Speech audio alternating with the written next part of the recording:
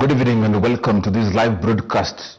Tonight, well, hub of politics, the insight it is once again at GBS TV, where we delve deeply into matters politics through the eyes of different political analysts, commentators, and of course through the eyes of different stakeholders who we bring to you to enumerate and to bring and shed more light on the happenings of political issues. Well, tonight I have two different political analysts who will join me in a conversation that is meant to enlighten you and educate you even further as we delve into matters politics and as we talk about the issues that are currently happening from political affairs to economy. While today we talk about the President Ruto's way. It was not possible for us to win this election. It was the hand of God. These are the words of President William Samoei Ruto in his inaugural speech. President William Samoei Ruto, a man vilified as thief-in-chief, plunderer of public coffers and purveyor of perversion. Ruto, who was rejected by President Kenyatta and against whom the retired president unapologetically campaigned, dismissing him as unfit to lead. Ruto was declared winner of the presidential poll of August 9th and upheld as such by the Supreme Court. Ruto William is now the president, the fifth. What kind of a government will the chief chicken seller lead, commander-in-chief of the defense forces and the head of government? What kind of a government will he lead actually? And will he see this usual language of politics of betrayal in President William Samoei Ruto's government? Well, we ask ourselves that what kind of a reign and a government will the president, the fifth president of Kenya, lead? Well, I'm joined with two gentlemen. My first guest on the list is Mr. John Mangeni. Mr. John Mangeni Wesonga is joining us on the show tonight. Thank you so much, gentlemen, for joining us on the show tonight. Thank you. How have you been? I'm seeing you smiling. You know we have a deal, eh? Yes. And if you don't commit to the deal, it is off. Eh? And I've just pronounced your name so well. Thank you. How's your week, sir? Very good. Very super good. I'm enjoying. And actually, to my viewers, it's a hustler nation. So I brought two hustlers so that at least we see through their eyes. I believe that this will be a sober discussion because actually, I've always known Mr. Dueo here, my friend, as a very combative guy to those who argues against his point. But today we have two hustlers. I believe that the tone and the mood of this conversation will be quite sober. I hope so. Yes, the second guest is Mr. Odue Kennedy. Mr. Odue Kennedy is also joining us from the Hustler Nation. Actually, Mr. Odue, you had contested for an MCA seat. How did it go? Maybe you can tell the viewers. Been quite a while. Good evening to our viewers. Happy new government. Happy new government. And it feels nice to be back in a free state. Because finally we are free.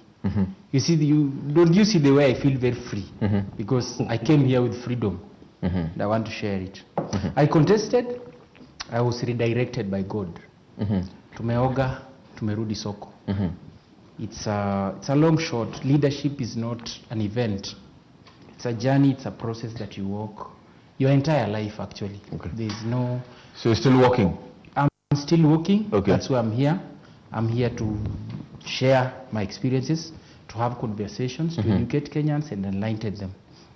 And the first point of enlightenment is that I've seen from your introductory remarks, I want to remind Kenyans, you mentioned that the outgoing president, branded our current president all manner of names and campaigned against him.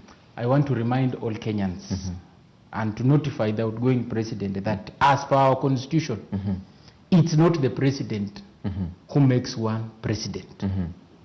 Neither is it the media or social media sensationalism. not even the IEBC or the Supreme Court, but the people of Kenya. The outgoing president had one vote and it did not count. So we wish him well in his retirement. Let us enter the era of freedom, socio-economic freedom, political freedom, and they shall reap the fruits. Indeed, that was a message to the retired president, the retired president, Mr. Uhuru Muigai Kenyatta. Exit Mr. Enter Doctor. Enter Doctor. Yes. Well, great to hear that. But let me come to Mr. Mangeni. Well, William Ruto, the presidency, you want to talk about the presidency of William Ruto, his reign actually. And William Ruto was smeared by his juniors in the governing party and even scolded by ministers of the ruling party, that is Jubilee, several times in several occasions at the podium. Now, here enters William Ruto, now the holder of the highest office in the land, as the president of Kenya. Should President Ruto, as you know him, a very religious man, carry with him the Old Testament, an eye for an eye, or maybe carry the New Testament part that says that forgive those who trespass against us? No, Coach, you know, I think you are suffering from post-election hangovers, because you want us to still discuss the pre-election moods. But William Ruto is now our president. Yes. All that he went through was the process of making gold. He was going through the process of making a fine gold. And it goes through a lot, through fire, through hard moments. And so William Ruto should understand that. And I expect him not to.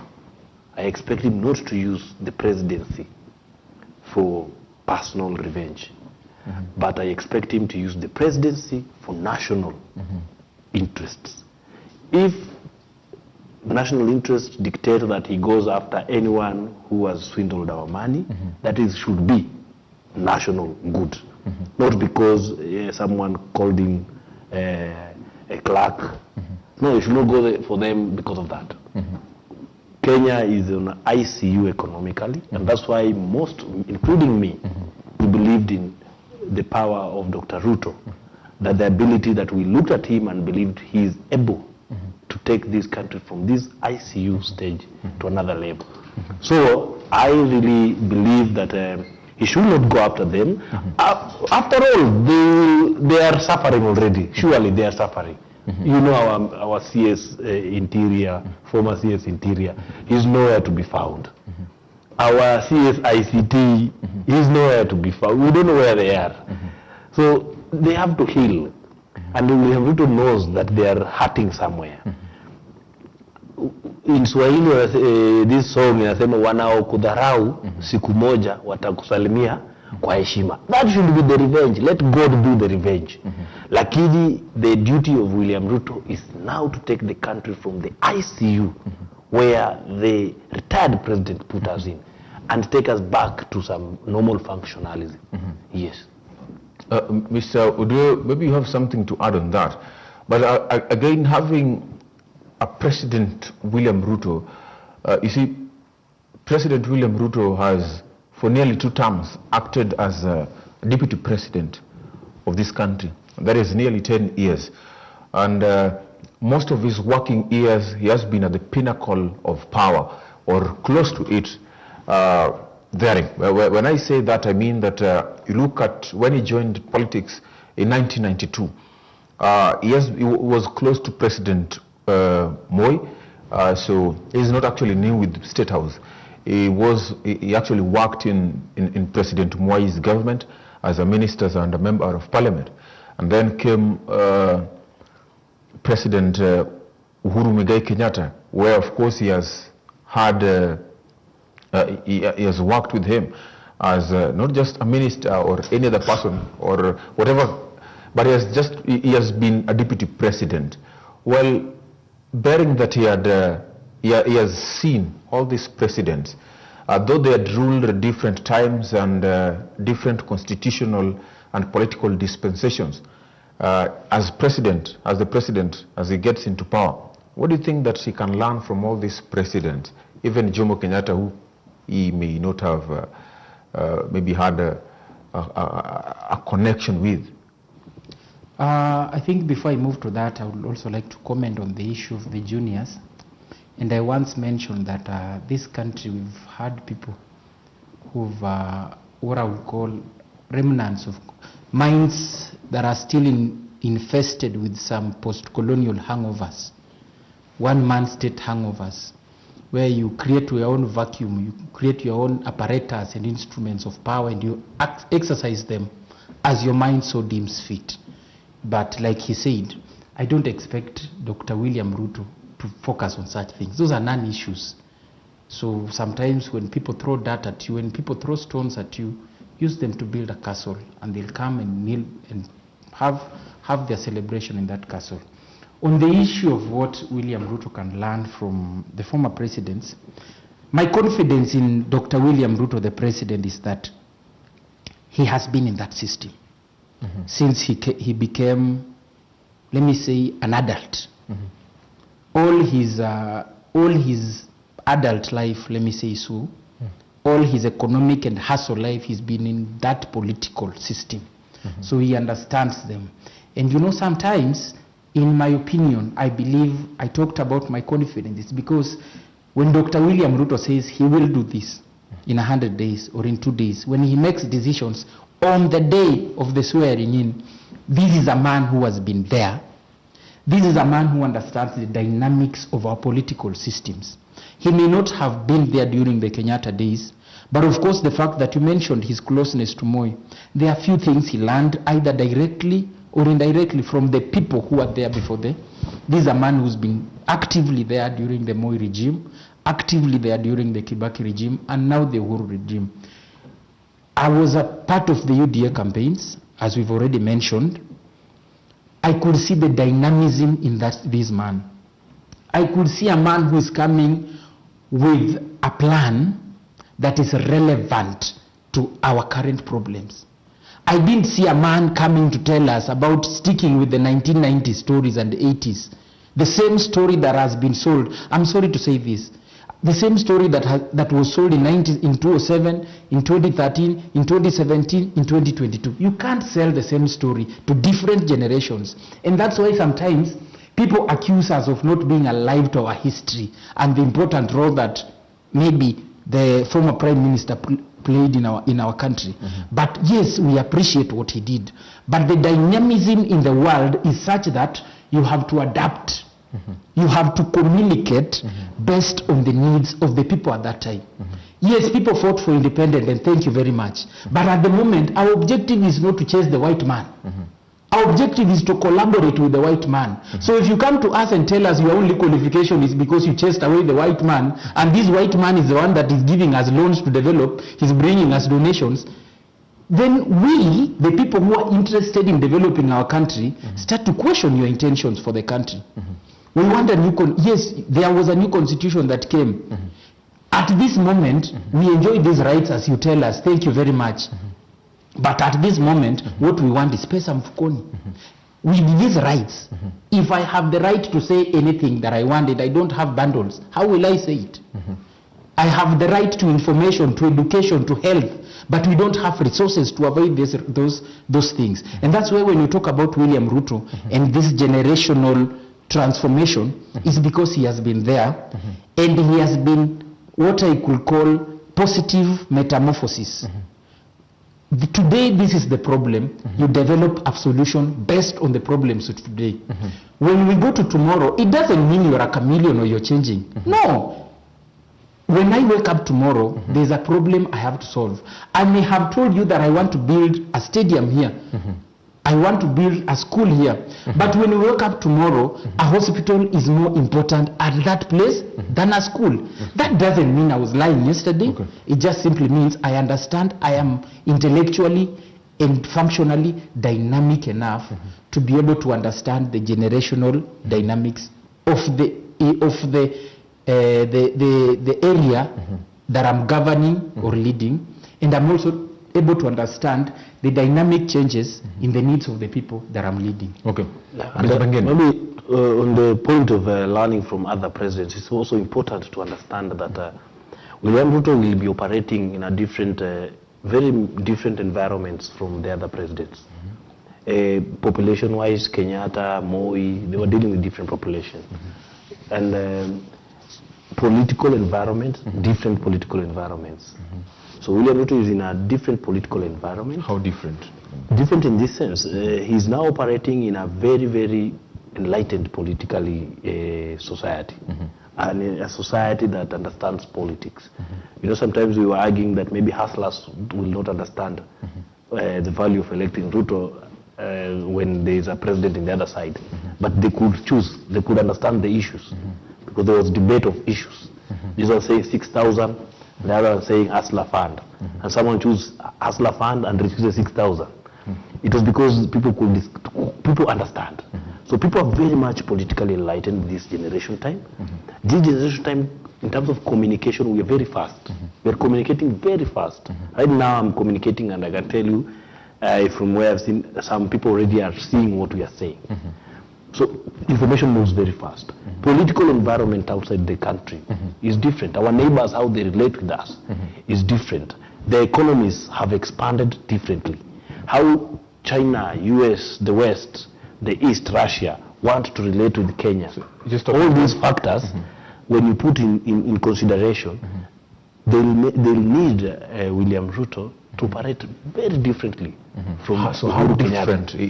You're talking about a different constitutional and political dispensation, different from what William Ruto is now having, from actually what the predecessors were having back then. The kind of constituent that they had is quite different from what President William Ruto is now having in his political terrain. So now actually, even in as much as they are different constitutionally, because actually we experienced a dictatorship, one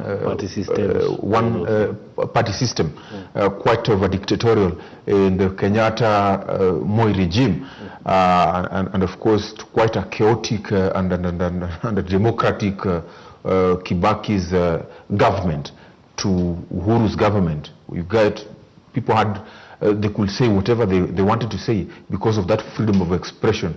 You see at these two you juxtapose these two the two reigns of Moi, Kenyatta and Uhuru Kibaki, which are quite different. What can actually President Ruto learn or pick lessons from all these? No, the first thing is to understand what are your people. As my brother Udoe had said, you have to understand what your people at that moment prioritize as their needs.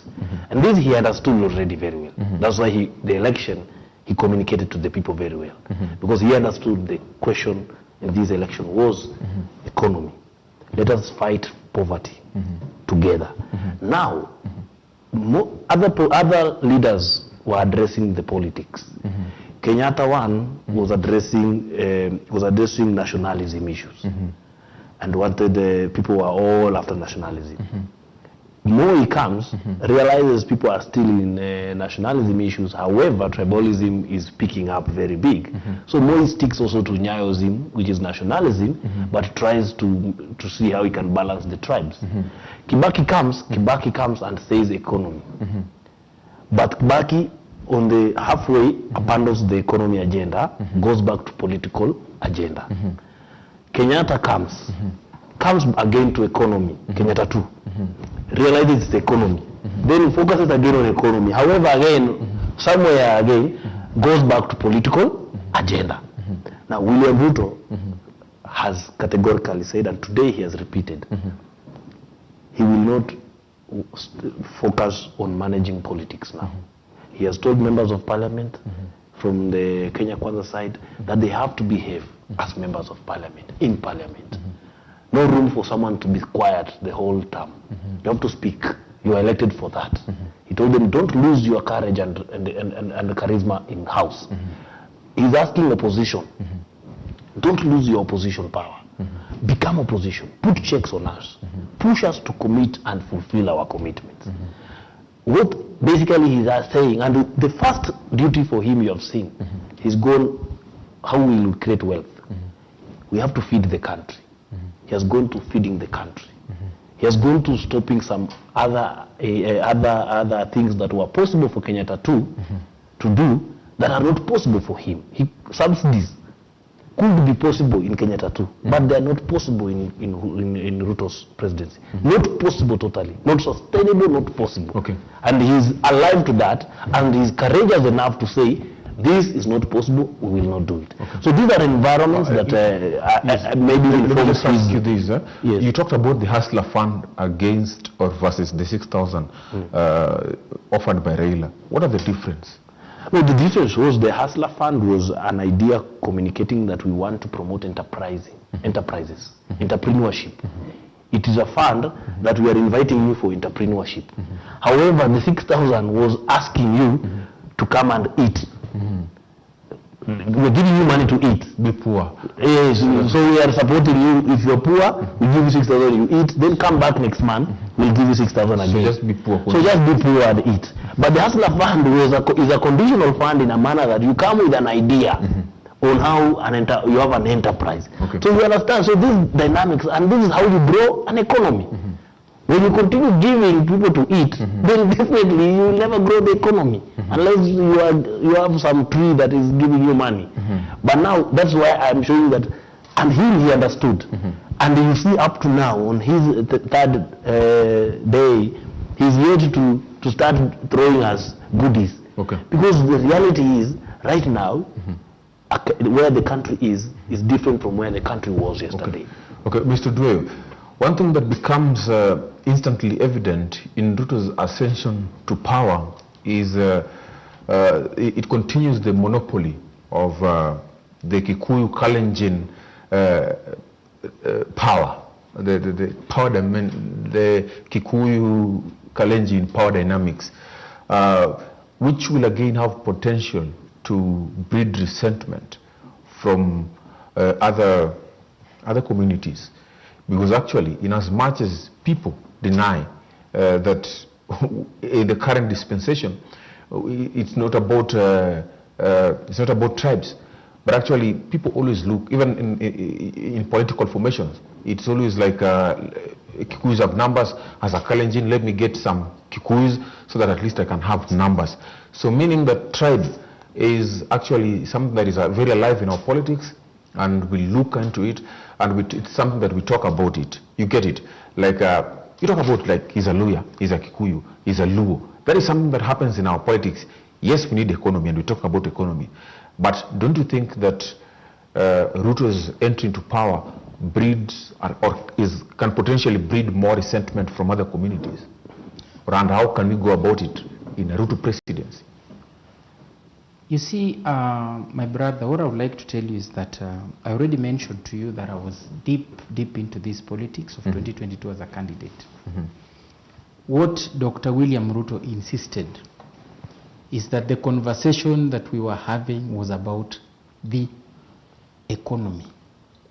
And that's why when you asked about the Hustler Fund versus the 6,000, the President William Ruto is interested in building a production economy. His business, when we talk about the Hustler Fund, it's about entrenching the mentality of production in the population, as opposed to consumption, where you are paid for doing nothing, where you are celebrated and remunerated for being poor. People celebrate you. If you are poor, come, we'll pay you. So continue being poor, instead of giving people an opportunity to produce best on their potential. That is what the Hustler Fund is about. That's what the economy is about. When we are having conversations about the economy, my brother, it does not matter who lifts our economy. Like I believe when you're hungry, it doesn't matter who brings you food. When you're jobless, it doesn't matter. When I have never seen a Kenyan graduate looking for a job, a Luo insisting I must work in a company owned by a Luo. I've never seen a Luo saying I cannot work for a Kikuyu. As long as you paid right, I'm sure even, I don't know the owners of this station, but I see some... What I learned from the conversation that you're having is that you're not alive to the to what is happening currently in Kenya, because actually it is a conversation that people are talking about. Yes, we talk about economy. Yes, we're talking about real issues, about what is happening actually currently in our nation and what is troubling us, the thorns in our flesh. But let's talk about an elephant in the room. My brother, I was getting there. Yes. And what I wanted to tell you is that to an ordinary Kenyan, an ordinary Kenyan does not care who creates a job opportunity for them, who brings them food, who treats them, or who teaches them. The only people who bring this conversation of tribes are the politicians for their own benefit. And that's why the people who talk about tribes are the politicians, what I call the political gods. They cannibalize their tribes and they use them to bargain for their personal interests, not for the population. When a Luya becomes president, it's not the Luyas who benefit, it's that man who benefits. When a Kikuyu becomes president, we are talking about the dominance of the Kikuyu and Kalenjin. Don't you think that that's the unfortunacy? Don't you think that when a lawyer becomes a president, then there's a possibility of resources coming near to home? Let me tell you, you're speaking, someone might think you grew up during the Kenyatta Moi era, where resources were allocated by the roadside. We live in a constitutional dispensation that has a critical element of development called devolution, where it does not matter. Every Kenyan, as per Article 4 Constitution, has a right to equitable development and prosperity opportunities. I'm trying to avoid that tribal conversation because as a member of Kenya Kwanza, that was, we knew those things happened. And the people who, an ordinary citizen in Muranga, in Mauko, in Alego, that's not what crosses their mind. The person who brings that information to them is the politician. Why does that politician bring that information? That politician brings that information so that he can incite this person to hate the other, not to hate. In basically what they are doing, they want that person to hate the leader on the other side, but so that we can create some unwarranted hate that can ensure that now we can use my tribe. You see, the moment, as for example, as a Luo, the moment I cannibalize the Luos to hate Kikuyus, then people, I now own the Luos to a point where I can go to a table with a Kalenjin and tell them, you see, I own the Luos. And what I decide is what will happen. So basically, as a person, and that's why I support William Ruto, because his conversation was, let's move away from determining our leader based on our tribe. Let's determine our leader based on his agenda, and that's why there is something called the plan. And that plan, there is something I want to educate you, my brother, today. There was something called the county charter, there was the youth charter, there was the women charter. All these three things were being made because Dr. William Ruto is a man who came with all that baggage that you've mentioned, including the tribal thing where the president tried to say he shouldn't because the Kalenjin has already been there. And then the last thing I also want to mention is that we live in a democracy. Democracy in our constitution does not dictate which tribe should occupy office. Democracy in our constitution dictates that if you have a plan and you are able to convince Kenyans and Kenyans vote for you, you become their leader regardless of, and that's why I mentioned in my opening statement that it's not the president, social media, the media, IEBC, or even the Supreme Court that makes you president. It's the people of Kenya. So if Luyas believe that a Kalenjin, William Ruto, has a better plan than a Luo who is closer to them, that is what the constitution says. If some Luo, even Luos, voted for William Ruto because they believe in his plan, Kikuyus, despite having been pushed, tried to be coerced by their, what they call their kingpin, their president, they still realized that the plan was more important than the tribe. And that's where me as a person and as a member of UDA, that's where we are headed. And that's why I tell Kenyans, that's the direction we should take. Thank you so much, Mr. Due, Mr. Mangeni. We're going for a short break, and of course you can follow us on 21144, that is our SMS line, at GBS TV Africa, at Eugene Ochieng Coach. You get us our Twitter handles and every other social media platform Well, this is a conversation delving deeply into politics. Well, after this short break, you'll find us delving into politics, more of it. Thank you.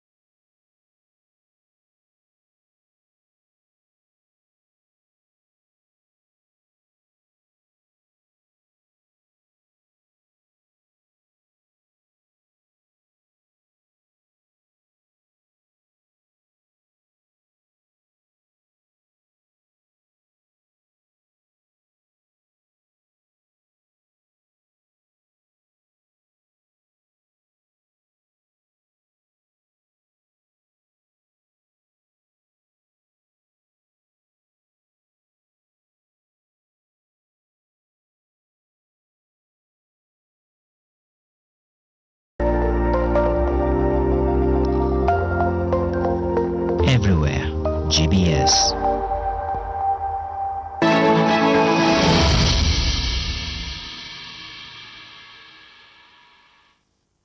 Thank you so much and welcome back to GBS TV. This is the Insight. We continue delving into a conversation here. The politics, of course, 21144, that is our SMS line. We have a conversation here, and of course we're talking about the politics of numbers.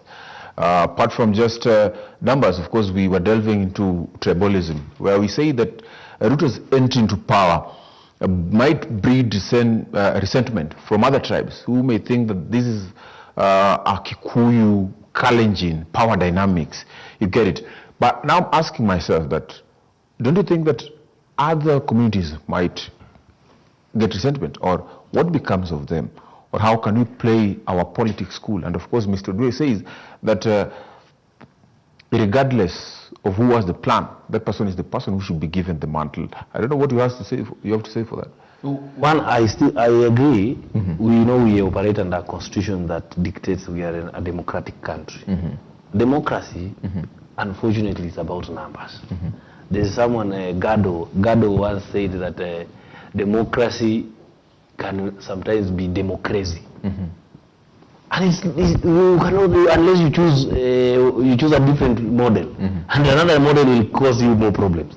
But democracy will give it comes with numbers. Now, if tribe A has half of the population in Kenya,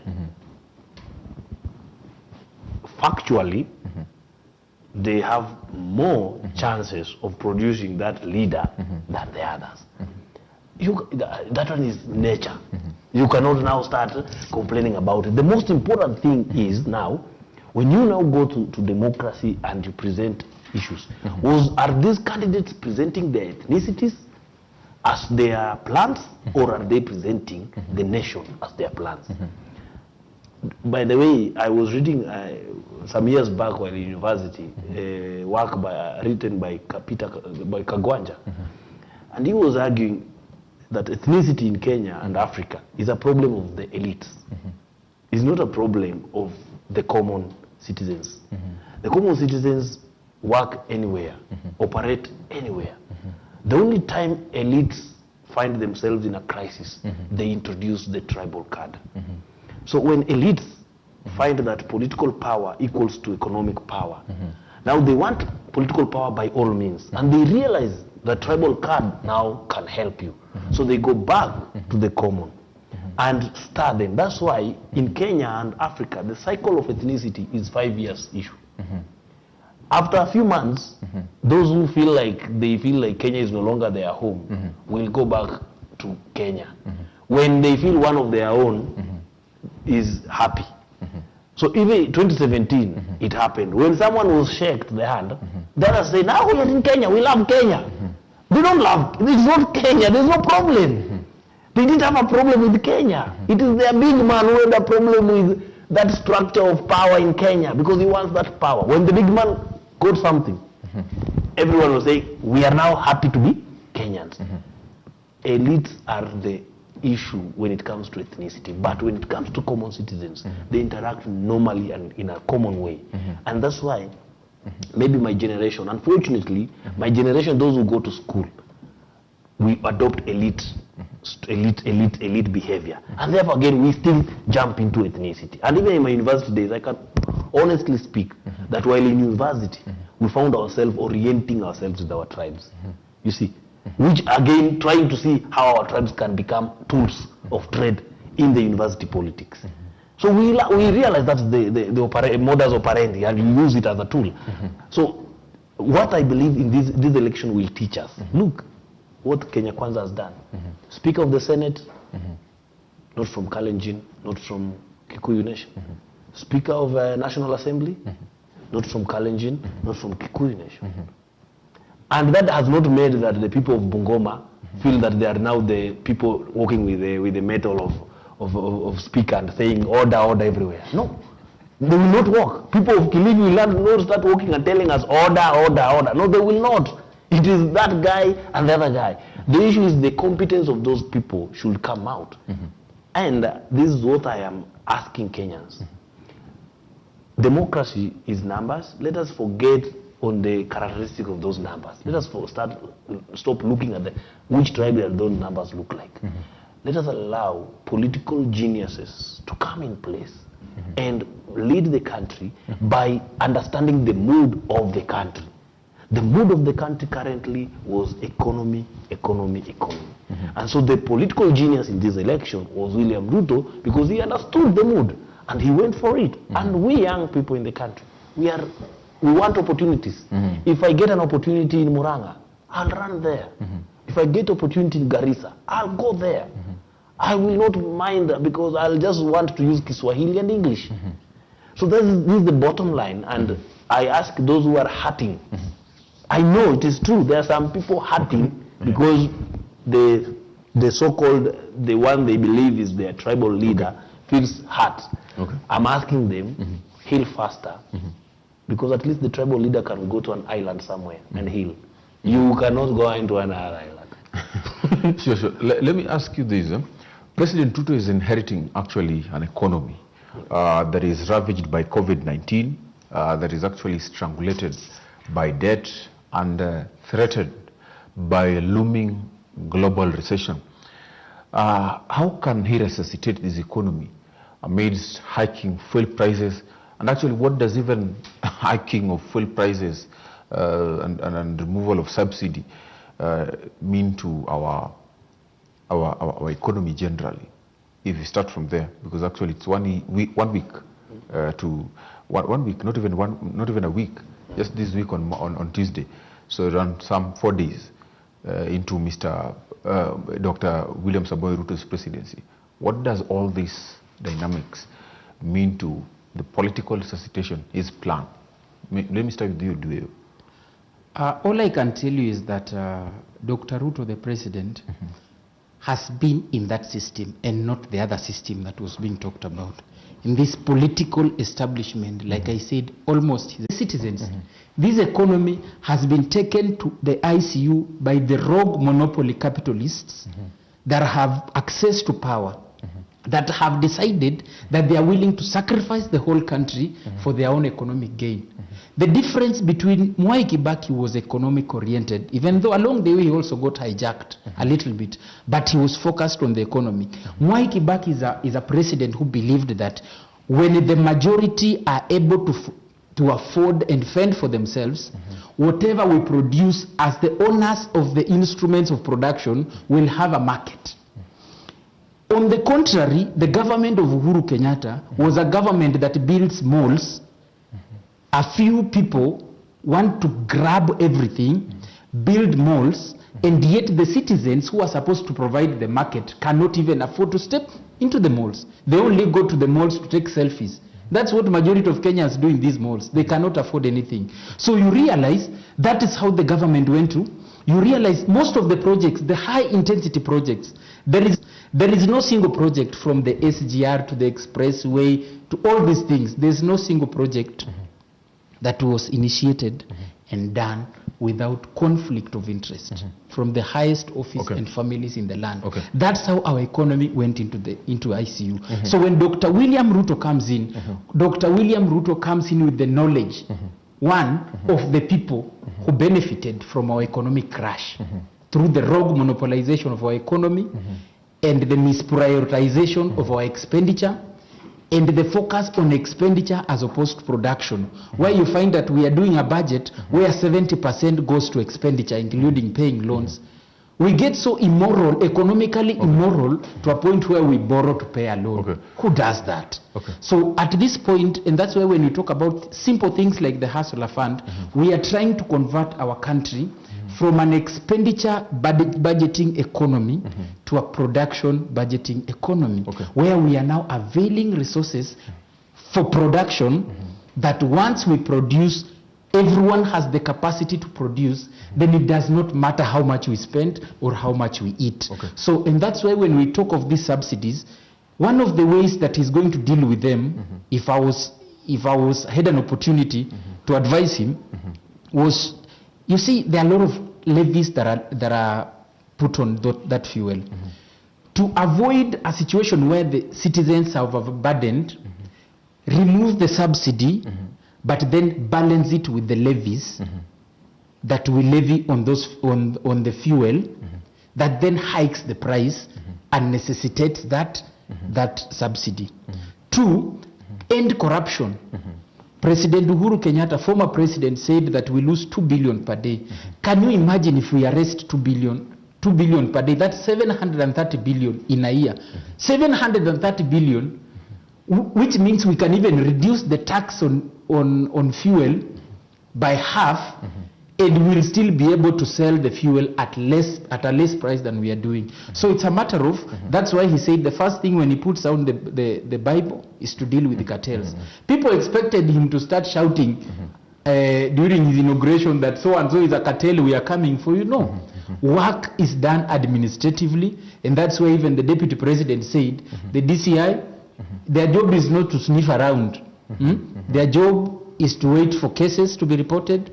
Their job is to ensure that they follow those cases constitutionally as per their oath of office. Mr. Mangeni, I was following a conversation, actually a giving time, and there's a person who's saying that I don't have a vehicle, and therefore I don't think that the hiking fuel prices will affect me as a Kenyan. And I'm just asking you maybe to elaborate to Kenyans how maybe hike of fuel prices may affect even that hoi polloi who does not own a vehicle. No, fuel prices is affecting us all over. Has been affecting us for now almost close to a year now. That hiked fuel prices is affecting, and it's affecting the world. And of course, it affects our productions. Some of our manufacturing industries are affected. It affects our transport industry because then their margins reduce. And maybe sometimes when they are selfish enough, they decide to pass the margin to the users, and therefore it affects the other people down there. And so this is true that hiked fuel price will definitely affect the economy. Like it affects, that's normal marketing business principle. And in my opinion, when you were asking on how he can maneuver this, it's like it is important that Kenya now starts living within our means. And I can quote him. He said that Kenya has been living beyond its means. And it's a high time we accept our means and live within our means. If I cannot afford to fuel my own car, then let me pay the bus outside there and go to town with the bus. It will cost me 50 shillings, therefore 450 shillings less. It is high time we start living within our means. And the government, for him to survive, to make this economy come back and start breathing again, we must cut a lot of wastages. Government vehicles must now start being used on necessity.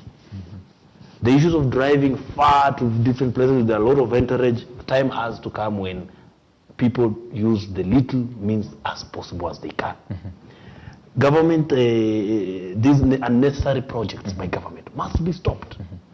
Maybe we need a certain stadium there, we need something there, but if at this moment we cannot afford it, and it is not going to kill us if we don't afford it now, let us stop it. Let us now prioritize. Let us go to what is the priority. And he must stop those projects. I've seen they have already started stopping some projects. We must stop and say, let us wait, let us bring back the economy. He must stop these unnecessary trips. These county assemblies, all of them, very soon you will hear them wanting to start going outside the country to benchmark how to become a good MCA in Kenya. And then you go to Brazil. So then, or you go to America. Then you find that the MCA there is not paid a salary. But you don't come and tell us that they're not paid a salary. You come and tell us that those guys, they are happy. No, tell us they're not paid a salary. Tell us that these people come to work as part-time workers. And they use as MCA. And they use public transport. Tell us they are part-time workers. You don't need a full-time worker as the MCA. As even sometimes, it is only that in National Assembly, because of the business, you want a full-time. But there are some duties you can make them so local that you will need someone to come on a part-time basis and offer, Yeah. So he will need to work, and he will need to tell members of parliament that they will have to accept and live within our means. They'll have to accept that having sitting allowance is immoral and not tenable in this current economy. He'll have to tell people in other departments, parastatals, he'll have to shut some parastatals and bring them back to be departments and control them from ministries level. He'll have to stop the wastage. Kenyans have to tighten their belts at this moment. All of us, not just common Hopoloi Kenyans, even the government. It will not be good if I tighten my belt, I stop eating big meals, but I still see someone in government eating big and growing fat daily.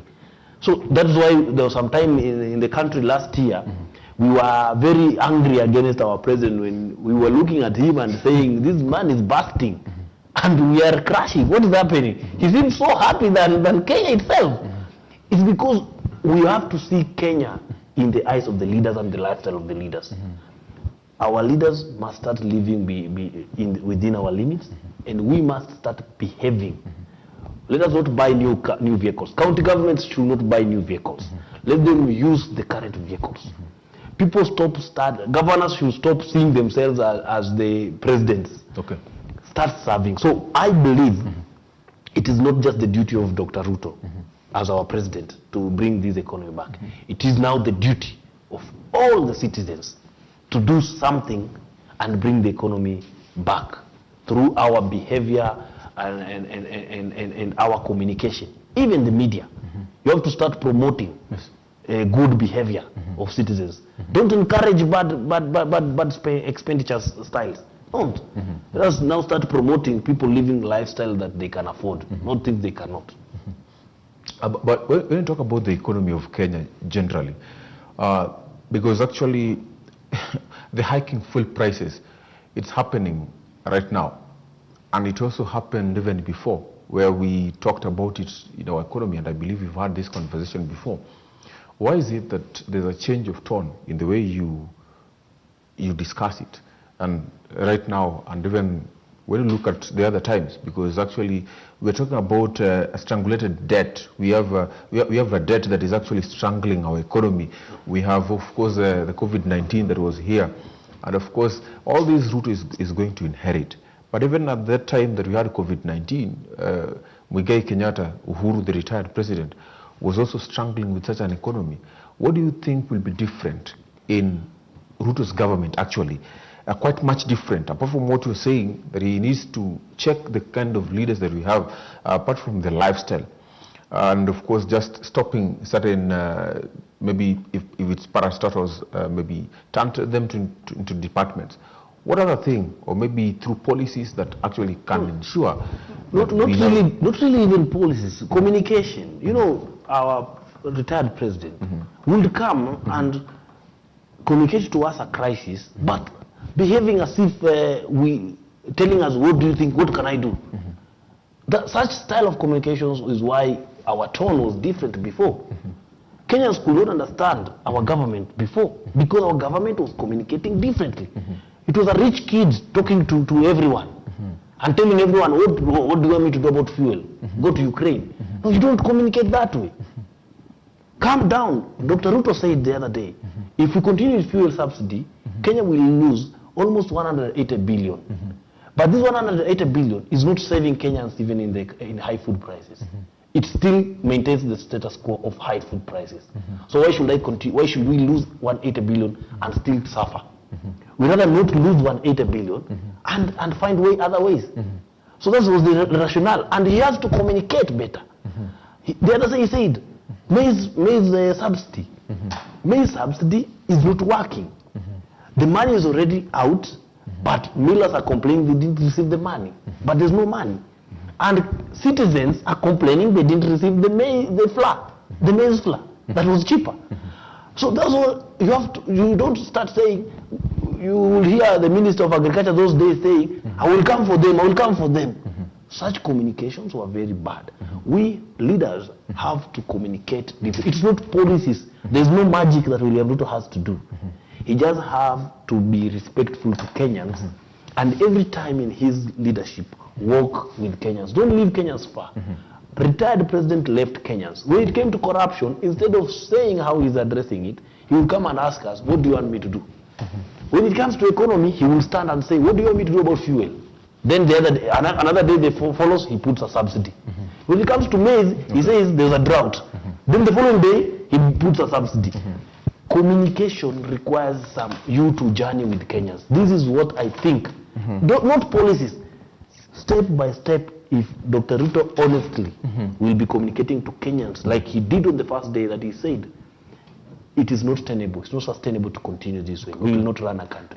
We will follow. The tone, you see the tone is changing, yes. Not just because we voted for him, then it changes. But because someone is talking with us, is communicating with us, is not talking to us. We had ministers, and we don't want such ministers again. Who will tell us, who are you? I'm a son of someone, who are you? We don't want such ministers anymore. So this maybe should be the change, if he can tell his government officers how they will operate. And since you're talking about ministers and leaders as well, I want us to delve into a discussion and a conversation here that is about the pre-election agreements and scramble for positions in a Ruto's government. How will it be? Because actually I believe it is now time to return favors to those who supported William Samoei Ruto in his presidency, regardless of whether they are committed or these people can work or not, but at least he has to find a way through to at least have them in government somehow. It will have to happen because actually they supported him. Some of them are here. So actually, how are we going to ensure that the president actually maintains, remunerates the loyalty, but still keeps in check and makes us have competent and accountable government workers? Because in as much as he needs to actually give back to those who supported him, but still we need accountable and competent workers. How will he ensure that we have that? Number one. The next question is actually, as that happens, the president actually needs to bring Kenya together. how is he going to ensure that he also brings together or also accommodates those who did not support him in his government? I think before I go to that, I would like to put some closure on the issue of the subsidies, because it's something that has divided the country more than the tribes. Sure. And by doing that, I want to tell Kenyans the relationship between the subsidies, the taxation, and the national debt. If you've been following the news, especially on the debt, you realize that most of these taxes are not imposed because Kenyans want them. They are not even imposed by the government. Most of these taxes are imposed by our creditors. The IMF is the one that has been imposing most of these taxes for them to extend us more credit. So you realize that if we had not lived beyond our means, we wouldn't have overtaxed Kenyans to a point where we needed a subsidy on fuel, because fuel is one of the key sources of taxes and the key drivers of the economy. As a person, if I was to advise the president, I would tell him there are two options. You either stop borrowing or renegotiate the debt so that you are able to be in a position to meet our loan obligations while also not burdening Kenyans. Another thing I would like to advise our president is to stop all non-critical projects and divert that money to the production sector. Use that money to promote local production by increasing the capacity of our local industries, local farmers. We've been talking about the subsidy on unga. The money that we are using to subsidize maize and unga. What if we use that money to give the farmers agricultural subsidies? What if we use that money to provide agricultural extension services, one to the farmers, do science and research driven farming, where we do soil testing and analysis, because where I come from, people are just doing blind farming, and that is what has reduced the production. That's what makes us import. So this money, the subsidy, that's why I'm telling you, this issue of subsidies ni kuandika sufuri, kufuta sufuri, ukiandika sufuri. You end up with nothing. Because that money, especially on things like unga, would be better spent given to farmers as subsidies, not just as the physical, the fertilizer and the seeds, but we start with capacity development, agricultural extension services, research, and data-driven farming. Then what you do, another thing you do, there's the issue of the balance of trade, which is overly negative. One of the worst things that the Kenyatta government has done is to get to a point where we almost import everything. Some of the things that even the most hated president, the man who was most hated, in quotes, was not importing. You realize we've gotten to a point where today we are importing fish. Today we are importing toothpicks, we are importing everything. What we do, this money that we talk of subsidies and all that, the corruption, once you arrest corruption, use this money to empower our industries so that we are able to substitute locally producible goods with what we import. Because if you want, people will tell you, where will I get the market? But like for me, I'm venturing into farming. How did I identify him? I'm not worried about the market, because every day when I go to my local market at Ogalo, I see lorries bringing tomatoes, onions, cabbage. Nowadays they even bring in mboga kienyeji. Which means I don't need to import to think about taking them to Nairobi. I already have a market.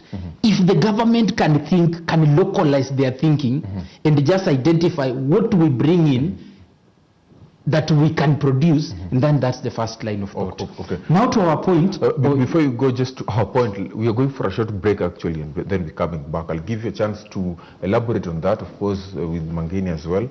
And so, thanks so much, gentlemen, and for all those who are watching, thank you for staying put with us. This is GBS TV, The Insight. We're talking about matters of politics, about Ruto's reign. What can he do to resuscitate our economy? What actually are these issues that are pending in his government? Actually, what awaits him generally? What can he do in a new way that will ensure that Kenyans live in a better way from how we used to live? And of course, through the eyes of our stakeholders, I'm finding quite interesting views here.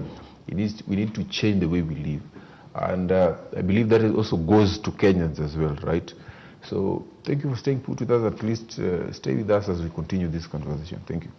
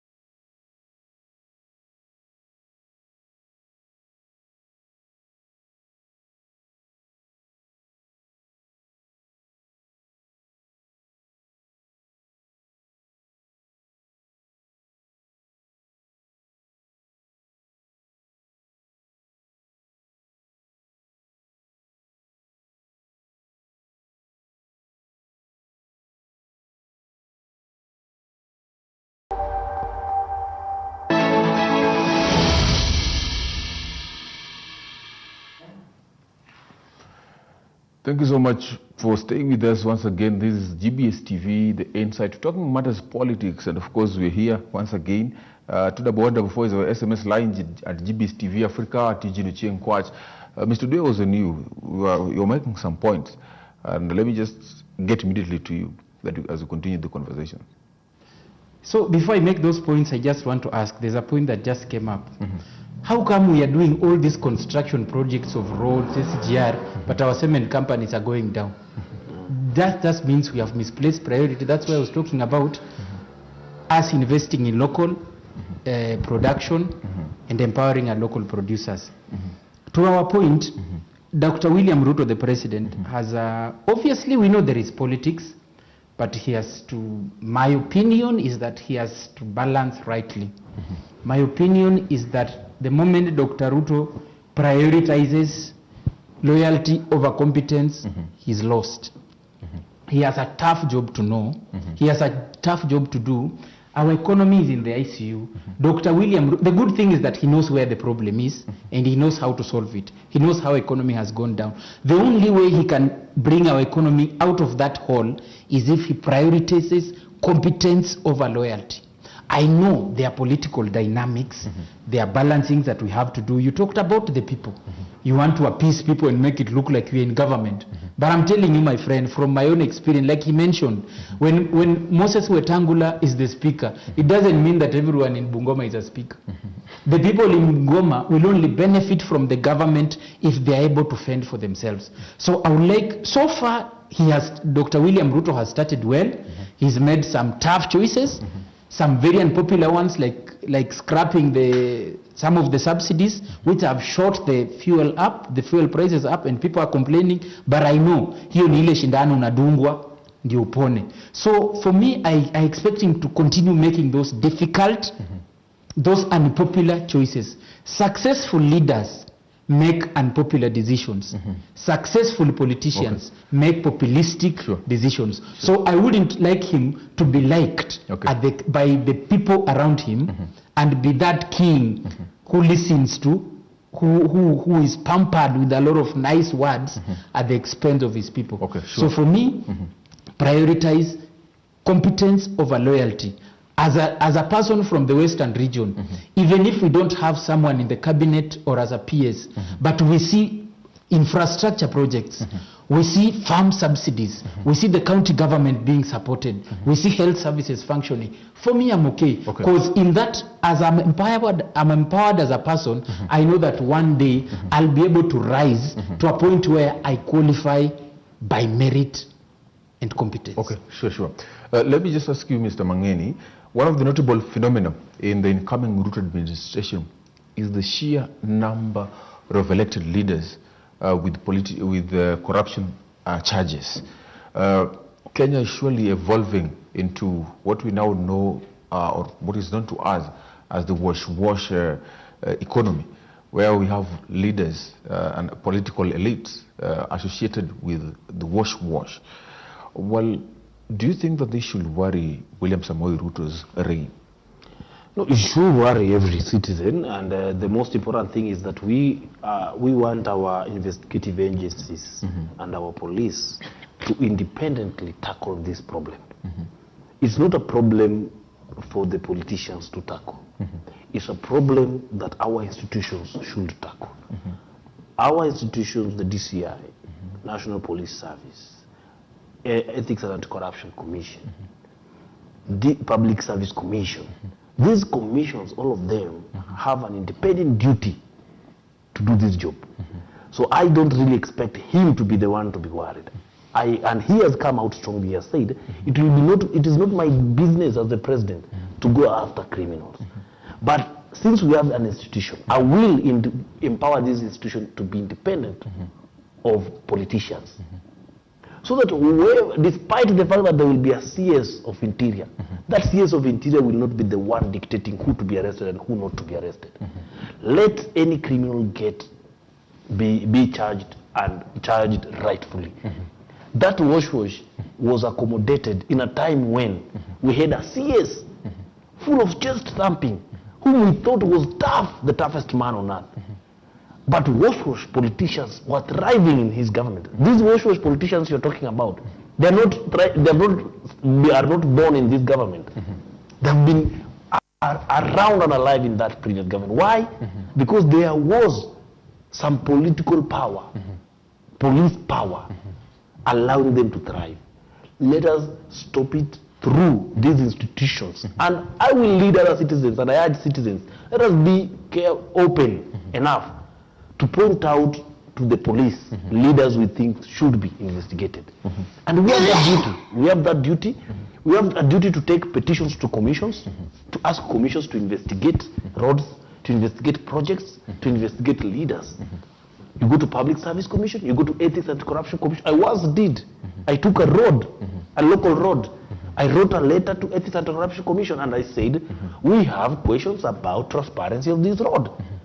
We think this road was supposed to be built by 42 million, but when we look at it, it's a 12 million road. And they had to ask questions. So it will be a duty of these institutions to do this job and fight this problem, because it is not a political problem. When it's corruption, it's a criminal problem. It's not a political question. It's not a debatable issue.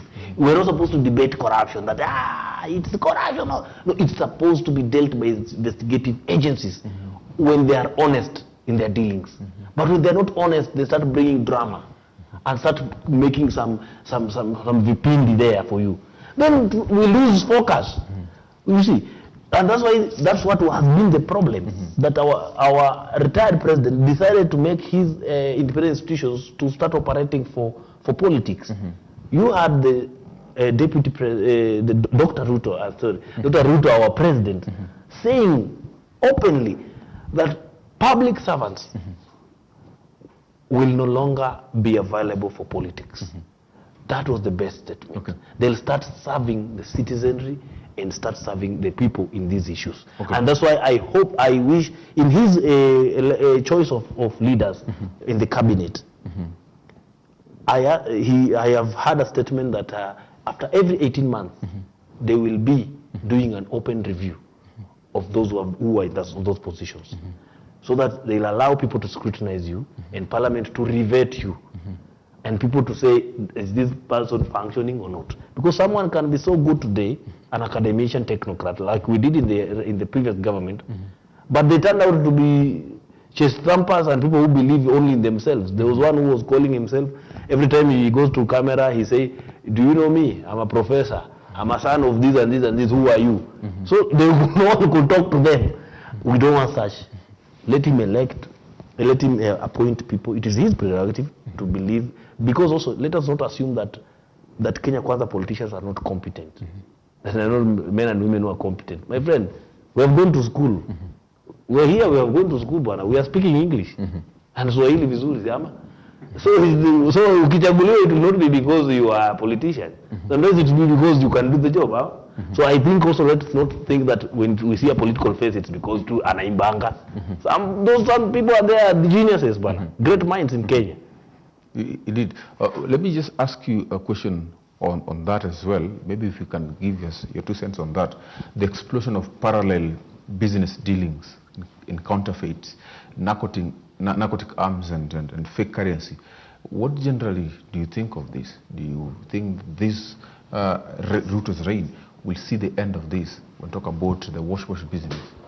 Yeah, you see what my brother, fact is, narcotics, wash and all those things, those are organized crimes that must have political patronage and support.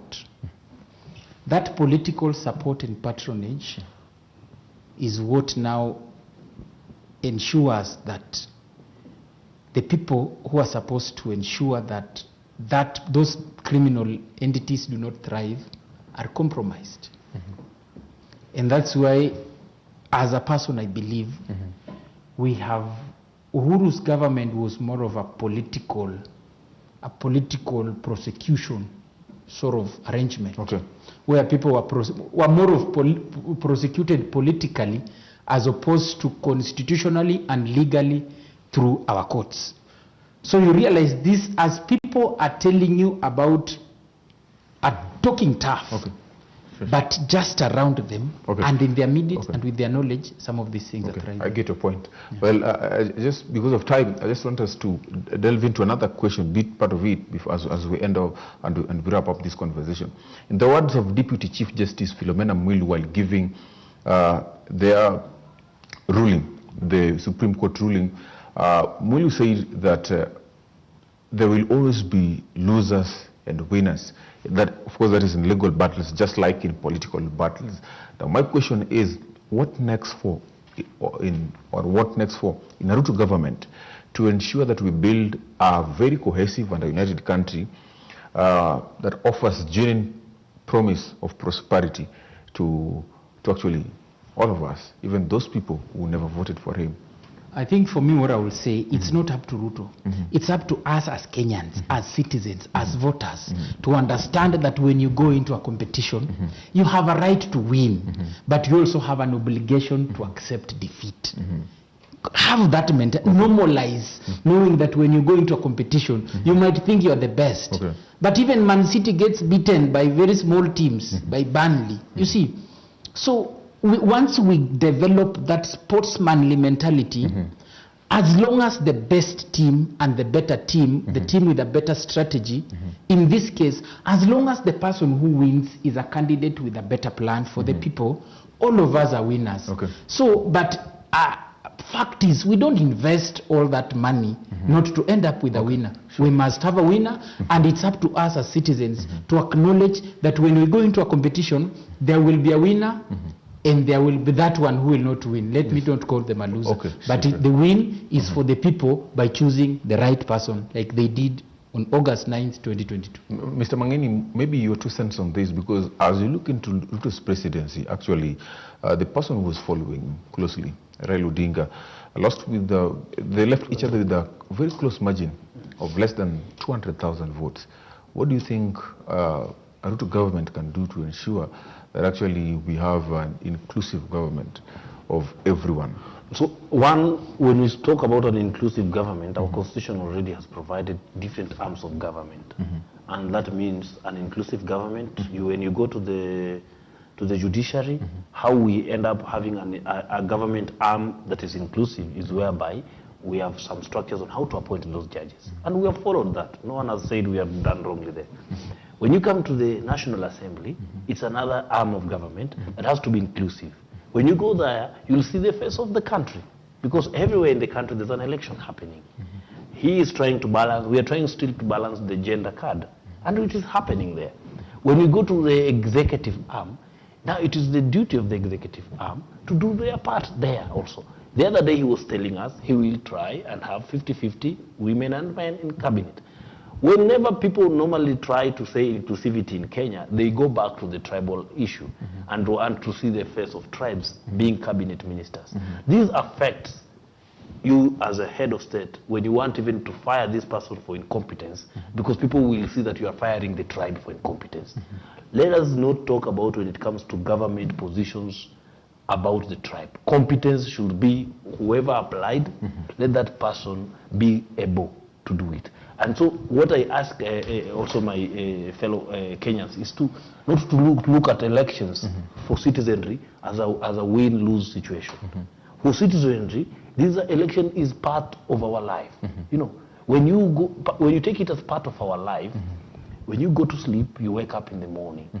If you didn't eat a good meal yesterday, you hope that tomorrow you can make something good again and make a good meal the following day. As citizenry, let us continue moving step by step. We are just 60 years old as a country. Sure. We have a journey. The generation today has to do something and leave a country for generation tomorrow. Okay, sure. So that is my interest, that the country is not going anywhere. It is going. There'll be another opportunity for some of us again to vie in the next 5 years. There'll be another opportunity in the next other 5 years. Okay. You see, the other day, just in America, they were electing Biden at 80 years old. So we should relax. Okay. You never know when your time will be. Sure. Well, let me just end this conversation, because my director tells me that time is over. Okay. I'm very grateful that indeed we've had a fruitful conversation. a very great conversation that I believe that so many have been educated and enlightened on matters of politics as we continue to talk about Ruto's reign. Maybe just to give you just a minute each to give your final remarks, just your parting shot. Let me start with you, Dueo. I think for me, I would like to speak to the President, Dr. William Ruto, and I hope if there's someone listening, you should pass him this message. As Kenyans, we know we are not in good shape. Our country, our economy is in ICU. I would expect, and this is my plea to the President, kindly convert our country from the expenditure-driven budgeting economy to a production-driven budgeting economy. When you start borrowing or when you want to borrow, please borrow and invest in ventures that can repay themselves immediately and directly, so that once we increase, we are able to produce and take care of our local needs, then we'll even be able to fund those projects. We are grappling with the issues of debt, we have issues of taxation. To deal with those things, the solution is to increase local production that will then catapult our country into a self-reliant nation. Mr. Mangeni. Maina, I wish to tell my fellow Kenyans that the election is over, and thank you very much for keeping it peaceful.